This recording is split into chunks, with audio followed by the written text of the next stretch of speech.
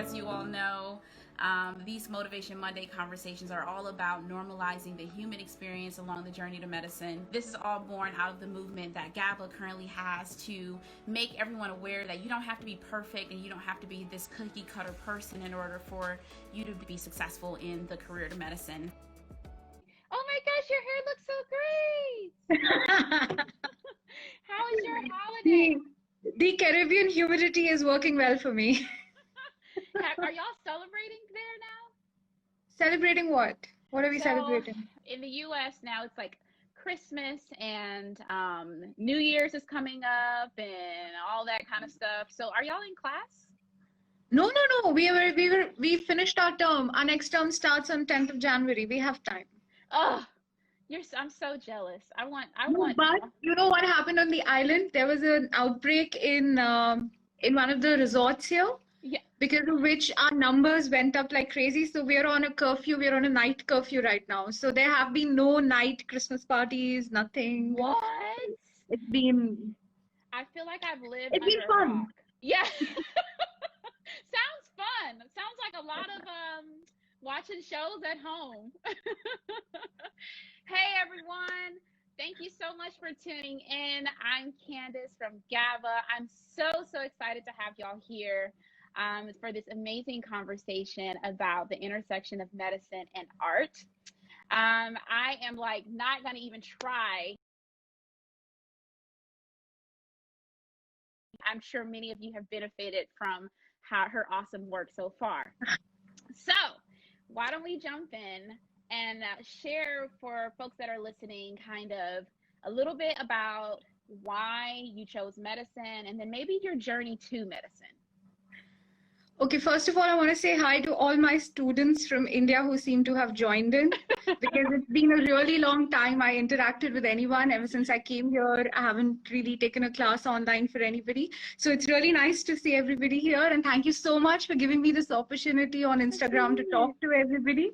So I'm from India, for those of you who are watching from outside India. And our medical journey begins in high school when we pick up biology, physics, and chemistry, along with some other subject.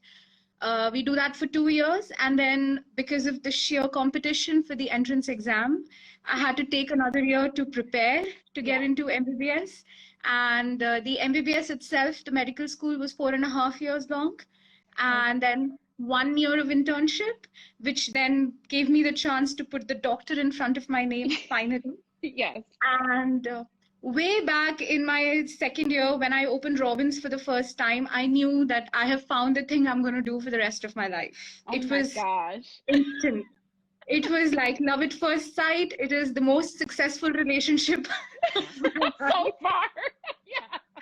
And I'm very thankful. I feel very blessed that at such a young age and young time in my career, I figured out what I want to do, because for a lot of us, it takes a lot of time to pick that one thing we would want to do, you know. So I feel very blessed. I think I was privileged enough to find out what I wanted to do. Then again, because of the competition, I had to take another almost 1.5 years to prepare for the residency. And after 2 attempts, when I finally got a rank which would give me what I wanted, I started my residency in pathology. And 3 yeah. Like the second, basics. What we do at MBBS is probably what 0.01% of what pathology is. And the third thing I realized is 3 years are definitely not going to be enough. So yeah. So that was my journey in medicine. It was tough, but I still would say that I got lucky at very, important times of my career for, being in the right place with the right people, which doesn't happen with everyone. So I know I had it good, and I wanted later then to help out people who are not so lucky, who still need a push, who would still need some way to, make their way into this crazy maze that is medical career. Yeah. First of all, you had a totally different experience with Robbins. The first time I opened Robbins, I was like, what is this? It Oh takes God. time. It I takes was time. I was horrified. I was like, you want me to read this? You have to give it time to talk to you. I've always said every page of Robbins is like an epiphany. Just give it time. Really? I'm still waiting on mine. What happens if it doesn't come? It'll come later. I'm telling you later when you do bigger things and then you'll realize, oh my God, Robbins had simplified it so much. Let me just go back to that book. It'll happen. I did that. At Okay. every stage of my education, I've gone back to Robbins.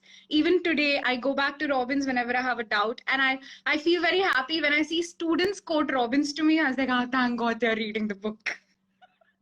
Well, okay. Well, I will wait on my epiphany. It hasn't hit me yet, but It'll fingers come. crossed, it's gonna come for me.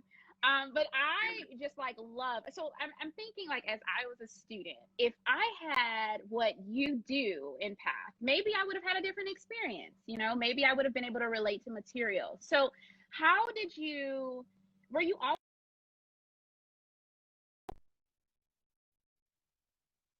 Sorry, you got cut in between. Could you repeat your Uh-oh. question? Yeah. Did you always draw? Were you always an artist? No. No. I wasn't. I mean, I think my mother is a much better artist than I am. She did a graduation in entomology and, insects and all. So I've seen her work where she would draw everything very artistically. I'm creative, but I never really indulged my art as much. But in pathology, in way back in medical school, while doing anatomy, histology, then pathology, when it's only when you start doing something you realize you're kind of good at it. Yeah. Yeah. So that's what happened with me. I realized, I said, oh yeah, it's not bad. And then when it came to teaching and I started drawing for my students in class, that's when I realized that, oh yeah, okay, so I can convey what's needed by the drawings. They Yeah. need not be beautiful, Yeah. but at least they are getting conveyed. But over time, I've gotten better. Someone just said she's being very modest. She's extremely creative. So they're calling your bluff. No, that's not. See, I admit it, I'm creative, but the drawing has taken time. The drawing has taken time, yeah. Especially, working with the softwares and figuring out which one will help me the most and how to go about it. That's taken time, but it's a learning curve. So I'm getting better. Sure. What softwares do you use? Like, how did you figure out that whole thing? So I used to take my classes on OneNote. I have a Surface Pro, Microsoft Surface Pro. So I would attach it to the projector and just simply take a class in OneNote. It has different kinds of pens, so I could draw. And initially I would use that. But then the problem with OneNote is you only have 2, 3 kinds of textures, and I wanted more textures. Yeah. So I checked on what would work well on my Surface Pro, and the software I use now is Sketchbook. Ah, I It's see. the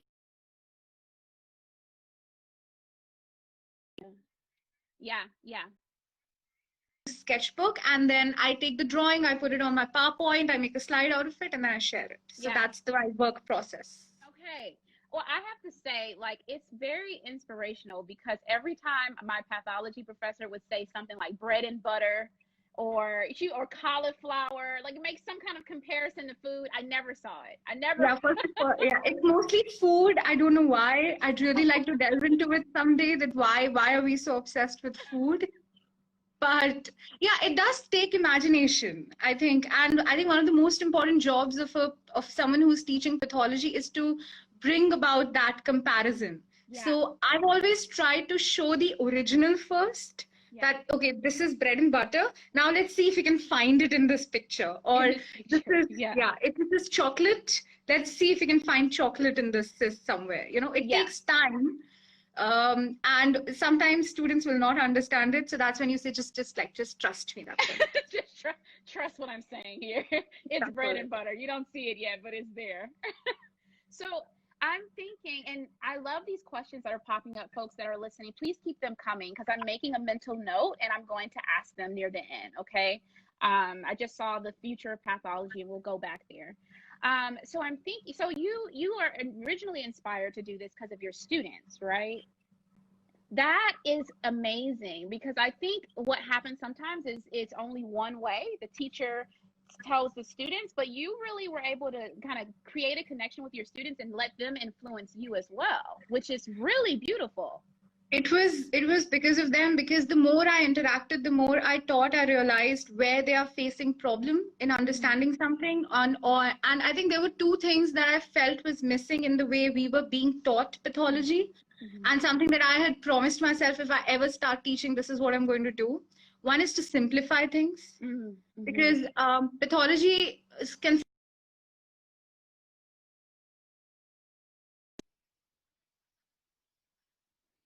from, okay, see, it's not just what's written. Yeah. It's more than that. These are people whose biopsies or resections we are seeing, or this has a huge impact in patient management. Yeah. So that link. And secondly, revision, because it's a vast subject. Yeah. So Yeah. one of the things which if you go through my posts, you'll see I'll try and compile things in one place, so that 10 days down the line, 10 months down the line, anyone wants to see things. Like just yesterday, I shared something on lung carcinoma. So that's 3 most common lung carcinomas, everything you need to know about them in 3 posts, and you're done. Wow. Yeah. So and that's it. I think that's what drove me first, that I want to give them material to simplify and I want to give them material to revise. That's all. Yeah. That's amazing. So do you encourage your students to also draw? Does that feel like it's important to the learning process? I think it is because like they always say, a picture speaks. You don't need so many words if you've drawn something, right? So I could say that plasma cell is circular with an eccentric nucleus and a blue cytoplasm. But if I draw it and they draw it with me, I think it'll make more sense to them. They'll remember it better. So definitely, as much as possible, I encourage flowcharts, diagrams, schematics, tables. You need to consolidate and simplify your material, because of the vastness of the subject, it can very quickly get out of hand. Yeah. So yeah, that makes total sense. Now, you mentioned that you were creative, but not necessarily, you didn't realize this was a talent of yours until you kind of got into it. So like what inspired you to just try it? I feel like we get so busy in medicine, we don't even have time to try hobbies or try new ways of learning. But you were really able to create space to try something new. Again, it was just it was easier to draw something and tell them than to write it. Yeah. So that makes sense. Especially for something like pathology. Exactly. And so much of it is visual, and so much of it is I always tell my students, it's just pink and blue. It's just like, it's 2 colors. You don't have to worry so much about it. So if we can just get the hang of pink and blue and what means what, it becomes easy. So I think I'm telling you, all I'm doing and all that started it has been because of the students. I love that. I like the fact that you have such a great relationship with your students, that you were able to let them influence you. Like, I just love that, because it's not usually like that. I know we talk a lot about the culture of medicine and how it can be very challenging sometimes to talk to people who are considered your higher ups. Yeah. There isn't a lot of support built in to have those kinds of relationships. And so I just love that you were able to kind of take down the wall and create a real human feel for this subject. We all need someone to help us, like I said, work our way through this maze. It's very tough. And, it's not just about the academics. It's a very challenging branch, medicine. Yeah. It takes a toll on your mental health. You're working long hours. You have to work so hard, you have to sacrifice so much. Yeah. So I don't know, whenever I found an opportunity to maybe tell them that it's going to be okay. Yeah. And sometimes that's all we need. We just need someone to say it's going to be okay. Like, yeah, you'll do it. I know it's hard, but you will do it. So whenever I can, I try my best to just say it's going to be okay. It's fine. I understand. Sometimes because you get to, you don't, I think people forget that not everyone takes the exam the first time and aces it. Like I remember telling you, I had to take mine twice. Right. And you had to take yours twice. And so sometimes it's just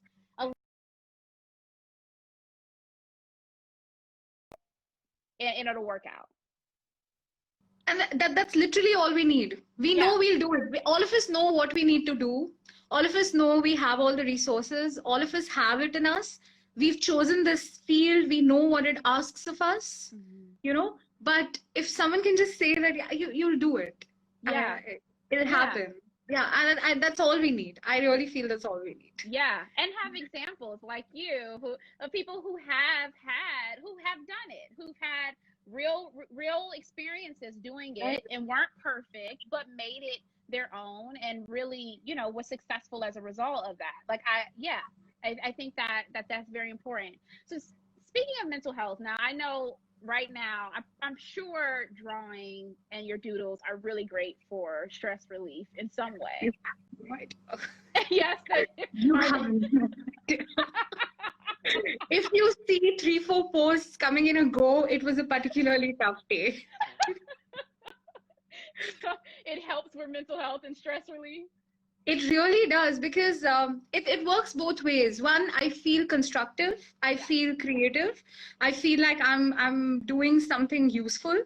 So I don't feel useless, because I think that's one thing we've been fighting this year so much, that feeling of what the hell am I doing with my life, you know? Yes.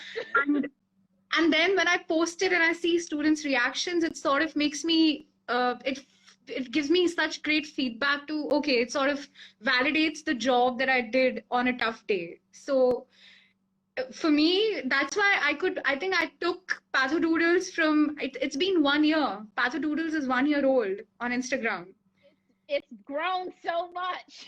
And just last week I hit 20,000 followers, and I'm just so grateful for all the students who followed, the amount of people I got to meet and interact with, not just from India but outside. I mean, we connected because of Pathodoodles. Yes. It's good for mental health. On a bad day, it really helps. Yeah.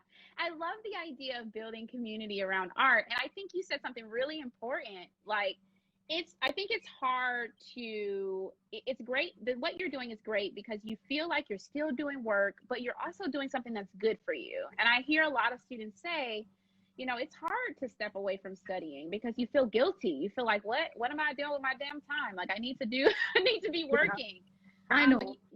But you found a way to do both. And there is a way to do both and make learning fun.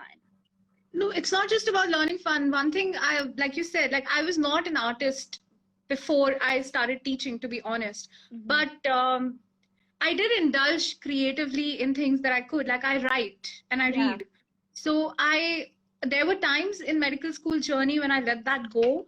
But over time, I've realized how important it is to not give up on things that make us feel good. Yes. You know? And our hobbies, our interests, it's so important because we are more than just medical students or doctors or pathologists, you know? We're a whole human being. So you can't let go of those things. And these things, they fill you up when you're low on energy. And sometimes you won't even realize you're low on energy, you know? But these things fill you up. And with that filled up energy and positivity, when you go back to your books, your productivity, your efficiency, your learning, your revision, everything will be better. So I remember whenever I would be I interact with students who are preparing for, you know, tough exams. They'd be like, we're feeling guilty. I'd say, just take the day off. Yeah, just take a nap. Just forget you're preparing for something. Sleep, go out, read, whatever. Go out is not an option as much now, but you know, just indulge in something that makes you feel good, so that you can come back and hit your books with. I love that we're not just medicine, we're humans. And you kind of can get in this routine where you just think medicine. And it's not healthy. It's not sustainable. You need something to fuel you more than just studying. Well, exactly. Watch a movie. Go to take a nap. Someone said, watch a movie. Take a nap. So I think about the culture of medicine, and I'm wondering, you know, what can we do as a medicine, as a culture, to make students understand how you absolutely can and you should continue those hobbies that help you feel full? Like, I wonder what needs to happen. One is people who can set a good example. Mm-hmm. Because when we see our seniors running around and basically, we've glamorized lack of outside of work life. Yeah. We have glamorized the fact that if you don't have a life out of work, it's that person has made it, or Yeah. that's to That's aspire to. Absolutely not. It's not. I mean, sure, if you're doing it and you don't feel anything missing in your life, that's fine. That's good for you. But everyone needs to figure out what is it that works for them. Because I have been through different phases, and I've also been through a phase where I didn't give a damn about anything, and it was just work. But then over time, I've realized where, like, okay, now I need something more. Now I need some time to myself, and let it come naturally to you. But don't disregard the fact that, like I said, there's more to you than just medicine. Just don't disregard it, because it adds up. Of course, we have to work hard. We have to sacrifice. There will be missed birthdays, weddings. There will be people we will disappoint. There will be calls we won't take. All of that will happen. Mm-hmm. But you will find a balance if you consciously try to find a balance. Yeah. That's it. Yeah. I agree. I can definitely say I was a much better student when I took time out for myself and even just hung out with friends that weren't involved in medical school at all. That was a lot better for my mental wellness than It just. does. Yeah. And because the culture somehow is a little toxic everywhere, it's very important for us to have positive people around us, and people who, there are some people whose vibes are very negative, and then there are some people whose vibes are very positive. Yes. So over time, I have realized that we have to pick and choose even the people we surround ourselves with. You need positive people around you. Yes, you do, especially for this journey in particular. Absolutely. Because it's so hard and it's so long. And you're right. For some reason, the doctor that doesn't sleep, that doesn't eat, that doesn't take bathroom breaks is the doctor that we all admire. And it's like, that's not real. That's not realistic. And you're right. It's everywhere. Even in the US, it's every person I've talked so far, we're talked to people all over the world for these, and it's unanimous that being a doctor, you sacrifice your humanity, and that's crazy. No, but like I said, it's needed. I'm not denying the fact that this job does ask almost everything of you. But if together as a community, we can try and, make it easier for each other to be in it. As seniors, make it easier for our juniors. As the incoming juniors, when you become a senior, you're like, okay, I'm not going to make it tough for them. I'm going to make it easier for them. And then maybe when you're in a position of power to bring about change, you can change those. So I think it'll take a very conscious effort on everyone's part to try and take away this toxicity. Until we can do that on our own, personally, we can just take away the toxicity from around us. Yes. Yeah. I love that. Kind of within your bubble. You're going to help someone within your bubble. Make someone else's experience better. Yeah, because otherwise, you have the person who's like, well, it was hard for me, so I'm going to make it hard for you. And you're like, no, don't make it hard for me just because it was hard for you. Make it easier for me. Yeah. So hold on here. I have, before we go to questions from our folks that are listening, let me make sure that okay. For students that are listening that want to learn how to draw through medicine, what are some tips or some words of advice that you can give them for anyone that may be wanting to get started? For drawing in medicine? Yeah. Just draw a circle and a circle inside it, and just read the, whatever the microscopic description has been given. Just use that to draw in your own way. That's it. Like I said, no cell is perfect even inside our body. Your diagrams don't have to be perfect either. So just begin with drawing a circle and a circle inside it to draw the nucleus. Just start there and then see whether the description says they are grouped together like a tube, or they're grouped together like a nest. start from there. I always Yeah. tell students, go from outside to inside, whether you're working on gross or microscopy. So if you have like a broader idea of we are looking at long lines of cells, okay, then I'm going to draw cells in a line, or nests of cells, I'm going to draw circular, groups of Yeah. cells. Yeah. So just go from outside to inside, and if you are systematic, that's how you will remember it, and that's how you will tell someone who wants to understand it, and you will recall it better. Yeah. Yeah. Because you'll have a better relationship with it. And then the other question before we kind of dive into questions that have been asked is and this is not related to art, I will say. This is what are the 3 actions that a student that's listening can do to prepare themselves to overcome the challenge of being a medical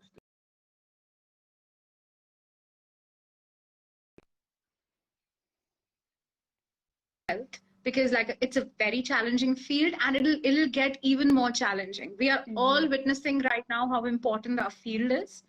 Finally, I feel like the world has woken up to the fact that we are nothing without scientists, doctors. So it's finally happening. The most dismissed branch is becoming. In fact, I was reading an article yesterday, the Fauci effect. There have been increase in number of medical student enrollments in US. Maybe because Dr. Anthony Fauci has inspired everybody. So so it is picking up, but like I said, it's a very demanding job. So yes, work on your mental health. So that's one advice I would like to give every medical student listening. Second is, don't fret too much. The hard work becomes second nature. Yeah.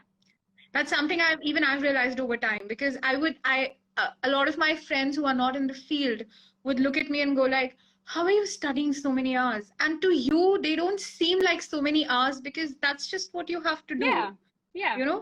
So the hard work becomes second nature. Give it time. Just give it time. It'll come to you. And the third thing I would really want to tell everybody is, I know exams are important, and I know topics that are testable are important, but don't learn something because it's going to be asked. Learn something because you will use it to manage a patient tomorrow.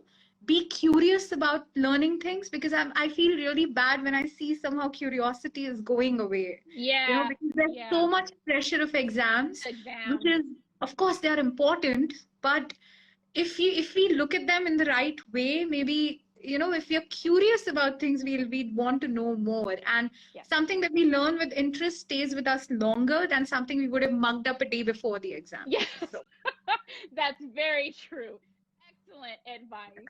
Someone asked a little while ago, did you have a role model pathologist? Mentors in my medical career so far. Some professors in my medical school, Dr. Hema Kini has really inspired me. Then I got a chance to work with and interact with Dr. Sumit Gujral from one of the best cancer hospitals in our country. Then my own head of department where I did my residency, he would walk in at 8 o'clock for our slide seminar every Tuesday morning with his bag and a novel in his hand. And I would feel so reassured that at his age, at his stage, he's still taking out time to read something, because I love reading. It was very reassuring to me that I could maybe, if he's okay, if he's reading, I can read too. I can read. Yeah, I can find something enjoyable. Like that. Yeah. And then the place where I worked, Dr. Sumer Sethi, where I studied for so long, all our faculty there, because they molded me from their student into a teacher. And I'm very, very, grateful for that to them. And then my heads of department here. So I feel like at every stage in my career, I got blessed from above with great mentors, which is why I said it's very important to work hard and then be at the right place at the right time. Somehow make that work. Some life can change if you can just do that. Yeah, and being able to connect with people is very important, which I'm going to say something at the very end of this. So folks that are listening, stay tuned, because I think it's going to help you build those connections, but I'm going to wait to the end. The next question is, what is the future of pathology in India? This person is thinking about taking pathology in his or her PG. Okay, so first of all, please take up pathology. It's a beautiful subject. I'm on a secret mission. I'm on a secret mission to recruit as many people for pathology as much as possible. It's not so secret. It's out. You should have won because cancer is on the rise. That's not a positive reason though, but it is on the rise. And diagnostics and therapeutics and prognostics, everything comes under pathology now. So our job is not just saying this is squamous cell carcinoma. We go beyond that now. You know, we tell how far it's spread. We tell what markers are positive. We tell what markers can be used for treatment. So it's a beautiful developing branch if it wasn't developed enough. We are going way into such minute details of the oncogenesis that I think anyone who enters pathology today would have so many options to explore in the coming years. So future is definitely great. Now, another question that I hear from students sometimes is artificial intelligence is going to take over. And then the machines will take over, and then pathologists won't be. And I have seen that question for radiology as well, because both are they're sister branches. We are diagnostic branches. But no matter what you do, even to teach AI to pick up patterns, you need a pathologist.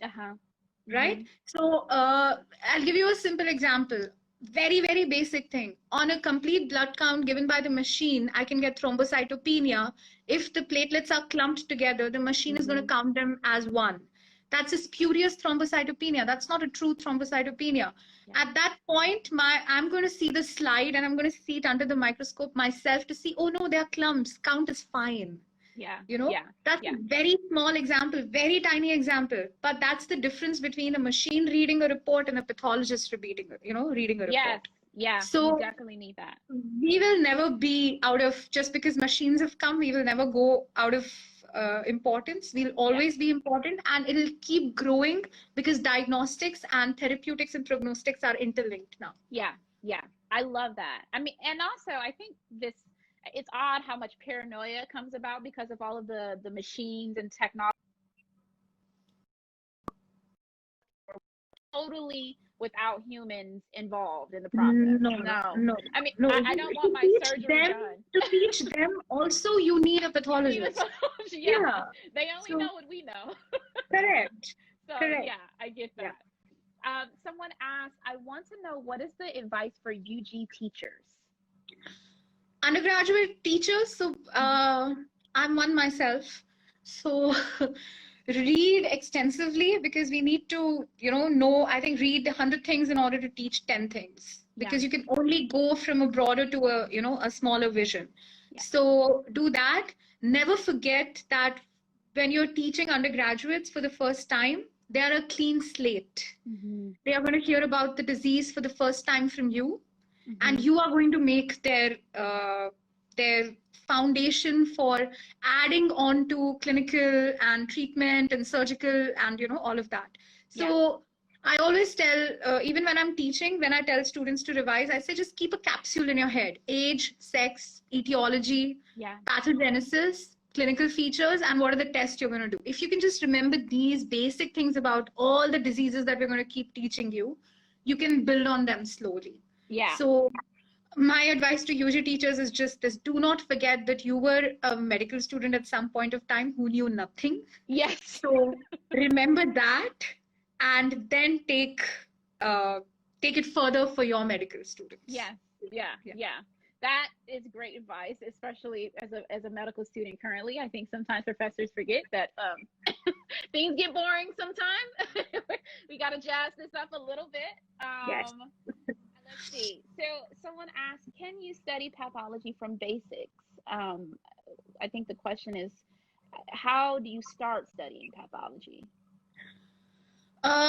We divide pathology in general path, hemat, and systemic. That's how our book has done it, and that's basically how you should do it. But it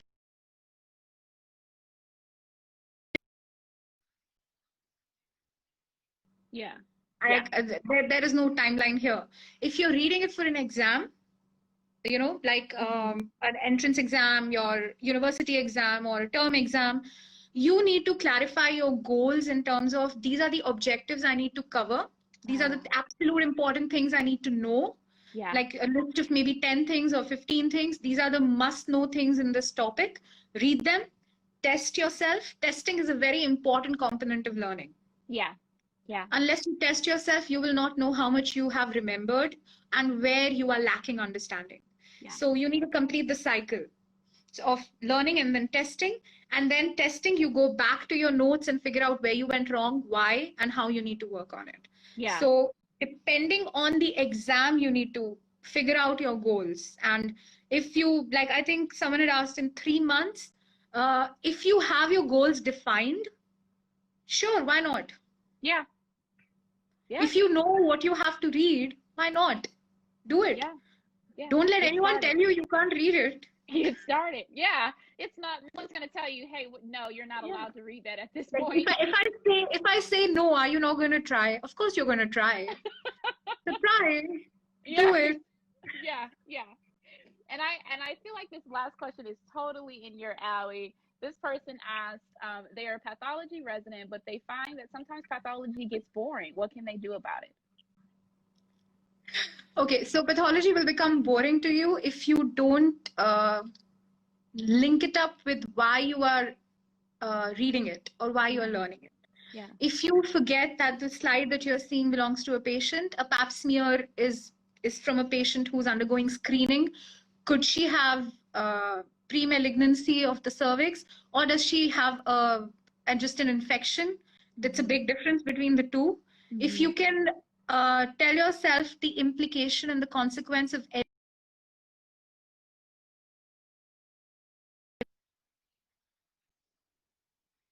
it'll bring about a sense of a conscience, yeah, while seeing the cases. But that might sound too idealistic to some of the listeners, and maybe it is. But to make it more interesting, maybe read a little more. Apply it a little more, talk to people, don't read pathology in isolation, because it is a very theoretical subject. I understand that. Yeah. I can get it. It's a lot to read. It can get a little overwhelming. So have a group of people around you who you can talk to, or maybe become part of online forums where you can listen to people, talk to people, interact. Make it interesting on your own, because it's a very rewarding branch. You just have to give it a chance. Yeah, yeah. If someone said you have to understand the how and then the clinical correlation, and that makes it fun. Yeah, definitely bring that human aspect back into it. Remember, you're not just, remembering facts. That was one of the first things my guide and my HOD back in my residency told me, that whenever you look at a case, when you're holding a specimen in your hand, consider it to be maybe, what if it's your family member? Yeah. Or what if it's, and that's something we teach our clinical students as well, treat every patient like he's your family member. The same holds true for the specimens you are seeing, because they have been taken out of somebody. They are not detached from life, right. They are just as important. So if we can constantly remember the implication and the consequence of what we are doing, it should take away a bit of the boredom. Well, and draw. Art is like, I feel like you found the ultimate way to make things fun. There's so much to read. How can you be bored? I'm still excited every time a new journal article comes out or a new WHO comes out. Like the new Robbins 10th edition came out this year. You will not believe. I woke up as soon as I got the up. What? But I didn't know there was a new Robbins. Yeah. We are in 10th edition. We're in 10th edition now. In my like the first Robbins I held was the 6th edition. So I've come such a long way with this book, I don't know what version of Robbins I have, but I know that I'm waiting. I'm going to wait for my inspiration. I'm going to wait for Robbins to be my favorite book in the world. It's going to hit me. It'll hit me. Yeah, one day I'll just look up and I'll be like, you know what I want to do? I want to read my Robbins. That's what I want to do. Robbins has beautiful pictures in it, though. So it does. So maybe that's my ticket is drawing. Those flowcharts and those diagrams and all those colored boxes with the morphology and everything. You need to work your way around it, but you will. I really feel someone who wants to appreciate medicine will appreciate Robbins. Yeah. So you use World WHO for your updates. How do you stay up to date on all the past stuff? I stay up to date by subscribing to a lot of journals. All the journals, yeah. I stay up to date by attending as many webinars, conferences. This year has been a boon for everyone because usually for conferences, we are limited by faculty, you know, like who can travel, who cannot. But because of COVID, it's virtual. All the conferences have had international faculty that we might not have been able to interact with, you know, otherwise. So yeah, I guess attending conferences, I'm very fond of reading. So journal articles whenever something comes up. And then social media is a boon in this place because I recently joined Twitter. I'm very new to Twitter because I was still working my way on Instagram. And then the moment I joined Twitter and I discovered hashtag Path Twitter, I was blown away. Oh, there's a hashtag Path Twitter. Yes, okay. Twitter. I was blown away because the number of pathologists online sharing their cases, not just for medical students, but between pathologists, you know, taking each. I think you cannot be disconnected with updates anymore. It's not possible. They will come at you from somewhere. There are so many. They'll come at you from somewhere. Yeah. I think someone else knew about Path Twitter too. Okay. Yes. I need to. You know who's commented? That is a pathology resident from Germany who is amazing with her art. She makes calendars and postcards and scrunchies and face masks of histology pictures. She has a beautiful shop on Etsy. You should check it out. She's amazing. I'm waiting for my calendar. I have to find her now. You message me, Pat. I will. Message me, Lemily Podium. Yes. Send me something. Let's connect. Someone said Pat's Twitter was the need of the hour. I need to look this up. I've been missing out on all the fun. I thought Med Twitter was fun. Now Pat Twitter. Okay. No, now I've started posting my posts with Med Twitter as well. Because initially it was just Pat Twitter. Now I've realized Med Twitter. So I've Med Student Twitter, Med School Twitter. Now, there's so many of them. I'm so grateful for your time. Yay, thank you. Please message me. I'm so grateful for your time. Like, this has been phenomenal. I just love what you do. And I love that you were inspired by your students. And so I'm excited to just continue to follow your journey. We're gonna wrap, I think. We're like closing in on time. I tried to set an alarm. It obviously didn't work out. For those of you that are listening, if you would like to share your story with us and with other students, DM us at GoGabaCo. And then also for those that are listening that do not know about GABA, GABA is a platform for students to network with other students and mentors. And so I would like to extend an offer to you all. If you join the platform, it'll be free for the first year for you. So go to gogaba.co, the website, and you sign up. Totally free to you just because you've tuned in, and connect with other students. There's virtual study groups there. There are chat spaces for students to connect. So let me know what you think about it. I'm excited to connect with y'all on GABA, and I'm excited to connect with the next folks that will be on our Motivation Monday. I hope this has been inspiring for you all, and I hope you will tune in next time. For the folks that are listening that want to connect with you after this conversation, how should they find you?